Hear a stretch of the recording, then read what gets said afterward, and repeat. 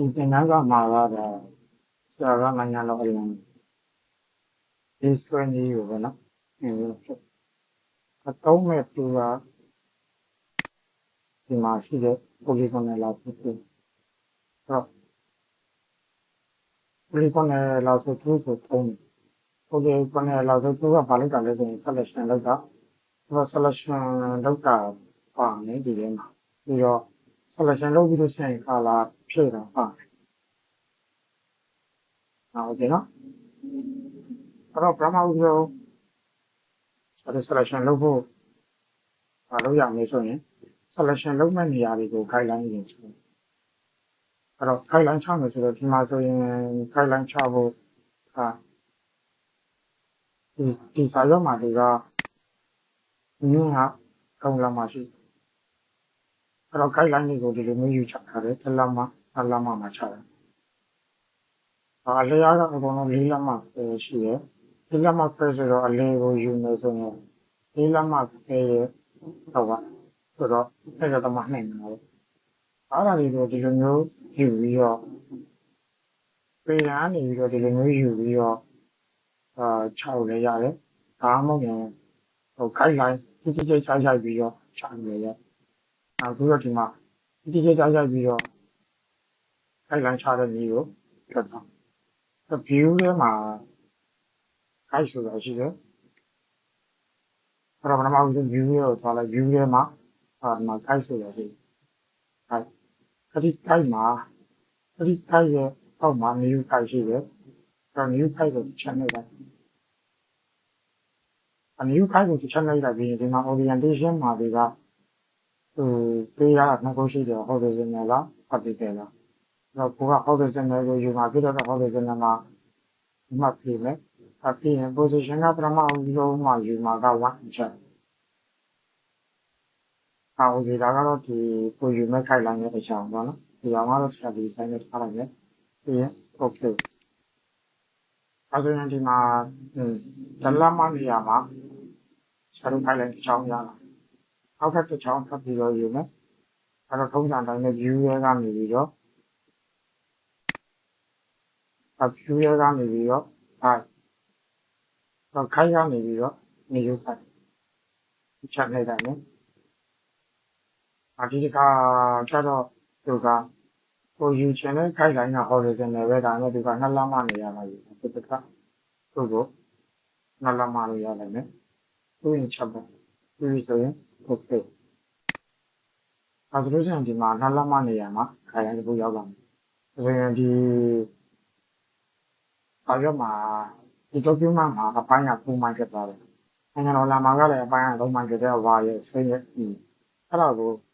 ဒီမှာ polygonal လာဆို2ကိုသုံးမယ် polygonal လာဆို2ကိုသုံးပြီးတော့ဒီမှာ polygonal လာဆို2ကိုသုံးပြီးတော့ဒီအောင်လုံး selection ပေးโอเคနော်အဲ့တော့ selection ပေးမယ်ဆိုတော့ဒီကနေပြီးတော့စမယ်ပုံကိုနည်းနည်းလေးချက်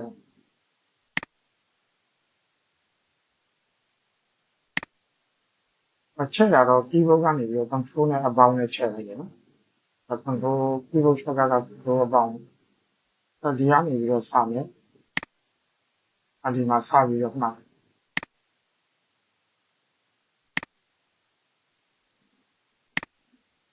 โอเคစမှန်းနဲ့စုံတဲ့အချိန်တိုင်းဒီက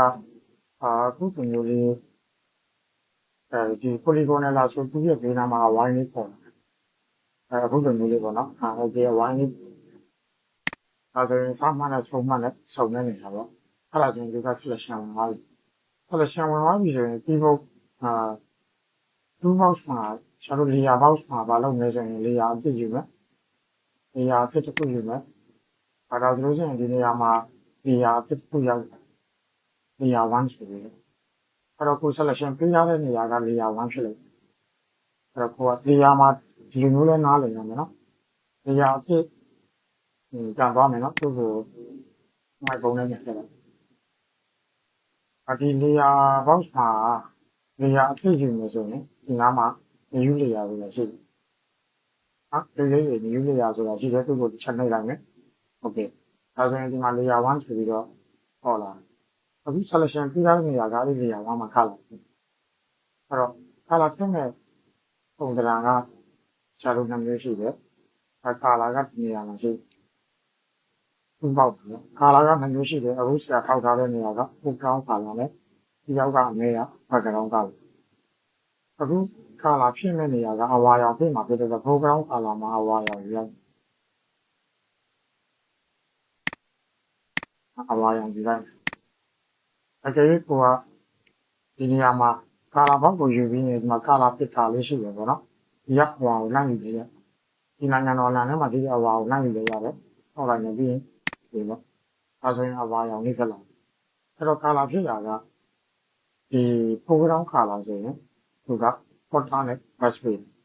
ဒီဘုတ်ကနေပြီးတော့ပေါ်တာနဲ့ဘတ်စပေဒါ post မှာလည်းရေးပေးတာတော့နော်ပေါ်တာနဲ့ဘတ်စပေနဲ့ကိုနှိပ်လိုက်မယ်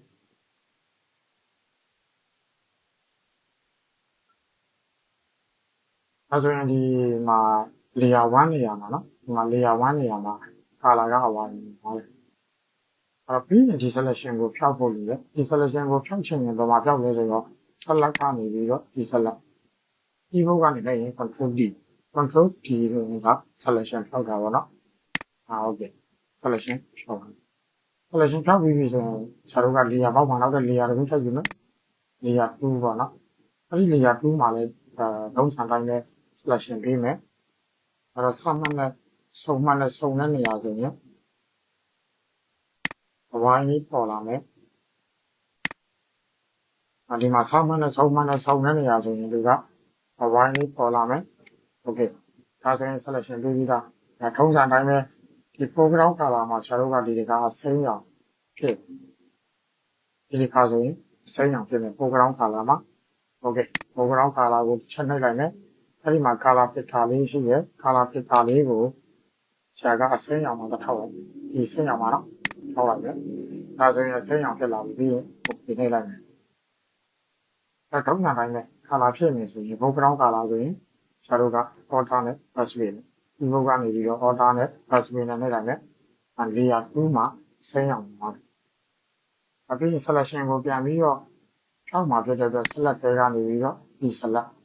ဒီဘုတ်ကနှိပ်နေဆိုရင် control T နော် control T ကိုနှိပ်ရမယ်ဒီ select ကဆိုရင်ဒီမှာ selection တောက်သွားတယ်အောက်က layer တစ်ခုရှိနေတယ်အဲ့ဒီ layer ကနေရထုံးစံတိုင်းပဲ keyboard မှာlayer box မှာ layer အဖြစ်တစ်ခုယူမယ် layer 3ပေါ့အဲ့ဒီ layer 3မှာဆရာတို့ထည့်မယ့်အရာနော်နေပေါ့နော်အဲ့တော့ layer မှာအရာမထည့်ခင်ရင်ဆုံး selection ပေးမယ်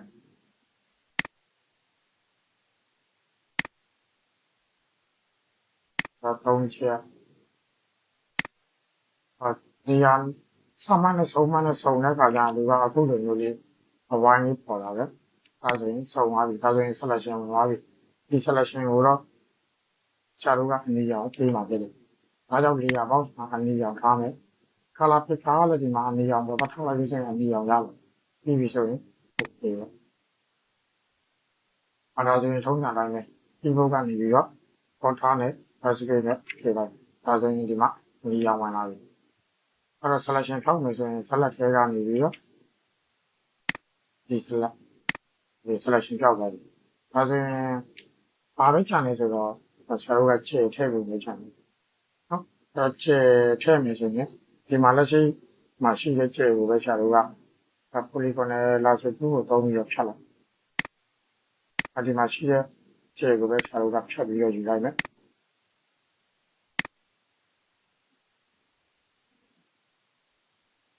အစားကနေပြီးတော့ပြန်ဖြတ်ကြလိုက်မယ်နော်တော့ပြန်ကြည့်နော်ဆရာတို့ကဒီမှာစမှာဒီကနေစမယ် okay select ယူရမယ်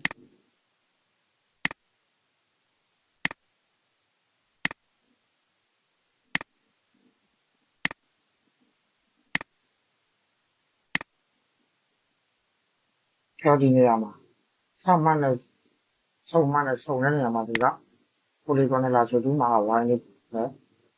နှိပ်လိုက်နေဆိုရင် selection ဝင်သွားပြီ selection ဝင်သွားပြီဆိုရင်သူ့ကိုဆရာတို့ကဘာလုပ်မလဲဆို copy ယူမယ်အဲ့တော့ copy ယူတာကဗမာယူနေဆိုရင်ဒီက copy ပေါ့ keyboard မှာဆိုရင်သူက control C copy ယူလိုက်မယ် copy ယူလိုက်ပြီးတော့ ဆရာတို့ကဘယ်မှာချမယ်လို့ဒီနေရာပေါ်မှာချမယ်အဲ့ဒါဆိုရင်လည်းဒီတိုင်းပဲဒီထဲက control V ရော paste အဲ့တော့ control C control V က copy paste နော်အဲ့တော့သူ့ကို paste ကိုနှိပ်လိုက်မယ်ဒါဆိုရင်ဒီမှာ layer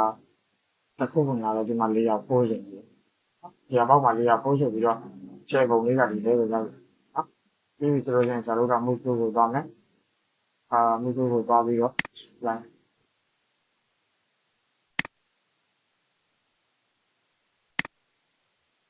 okay ပါနော်ဒါဆိုရင်နိုင်ငံတော်လာရေးဆွဲတာပြီးပါပြီအဲ့တော့ဒီထဲမှာပါတဲ့သင်ခန်းစာတွေကိုဘာအကြောင်းအရာတွေပါလဲဆိုတော့ကိုကျွန်တော် post မှာရေးပေးရတယ်နော်ဘာအကြောင်းအရာတွေပါလဲဆိုတော့အဲ့တော့လိုက်ပြီးတော့ဒီချင်းဒီပါဒီသင်ခန်းစာကိုကတစ်ခေါက်တည်းနဲ့မရဘူးဆိုရင်တစ်ခေါက်သုံးဒီ၅ခေါက်ပေါ့ပြန်ပြီးတော့အားထောက်ပြီးပြန်ပြီးတော့ဒီချင်းဒီနော်အားလုံးနဲ့စီစဉ်နေလို့ချင်းတယ်တကယ်တော့ကွန်ပျူတာပြန်နေပြီးတော့ပြောစီရပါတော့